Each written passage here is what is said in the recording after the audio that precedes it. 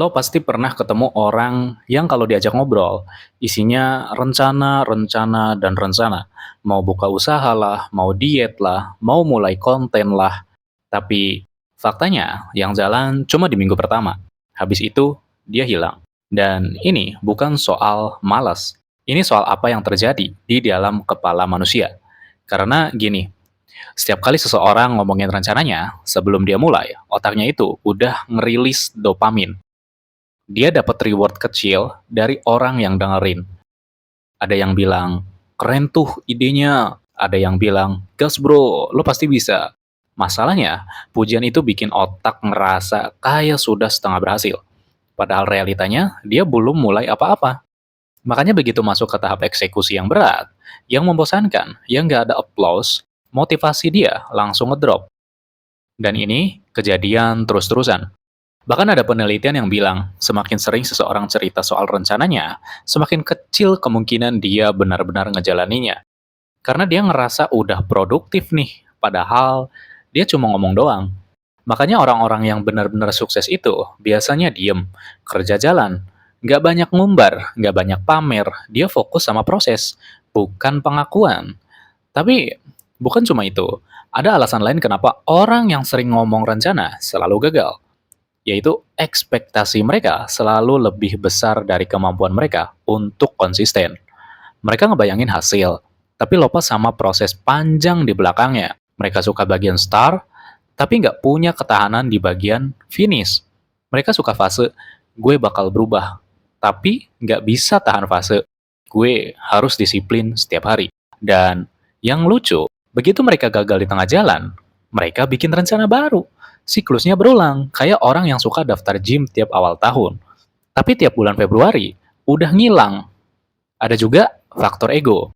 Setiap kali mereka cerita rencana, mereka seakan-akan lagi bilang ke dunia, gue bukan orang yang gak punya arah. Padahal jauh di dalam hati, mereka sebenarnya takut gagal. Makanya mereka pengen dipuji duluan, biar rasa takutnya ketutup. Dan ketika mereka berhenti di tengah jalan, mereka bisa bilang, ya, gue lagi stop dulu bro, lagi ada urusan lain nih. Padahal, alasan sesungguhnya, mereka nggak kuat menghadapi rasa malu kalau usahanya nggak sesuai ekspektasi. Ini realitas bro, banyak manusia jatuh bukan karena nggak punya rencana, tapi karena terlalu sering mengumbar rencana.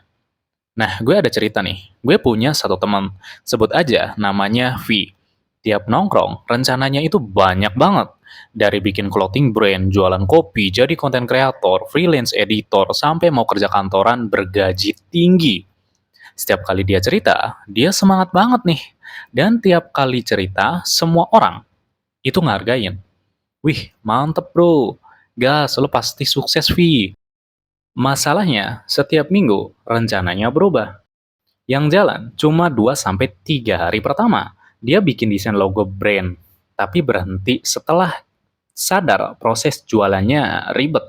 Dia beli peralatan buat bikin konten, tapi berhenti juga setelah 3 video. Karena views-nya cuma puluhan doang katanya. Dia belajar ngedit video nih, tapi berhenti juga karena ngerasa terlalu lambat buat berkembang. Sampai di suatu hari, gue bilang ke dia, bro, masalah lo itu bukan kurang pinter deh kayaknya. Bukan kurang ide juga. Lo cuma terlalu sering ngomong sebelum lo benar-benar bergerak aja. Dan dia diem. Setelah itu, dia berhenti cerita rencana dan mulai kerjain satu hal kecil setiap hari. Setahun kemudian, dia bukan jadi orang paling sukses. Tapi dia nggak ngulang siklus gagal yang sama. Karena kadang, yang kita butuhin itu bukan rencana baru deh. Tapi kediaman, disiplin, dan aksi kecil yang konsisten. Jadi kalau misalkan lo ngerasa hidup lo mundur terus, rencana banyak tapi hasil nggak kelihatan, coba stop ngomong dulu. Jalani aja, biar waktu yang jawab, bukan mulut lo.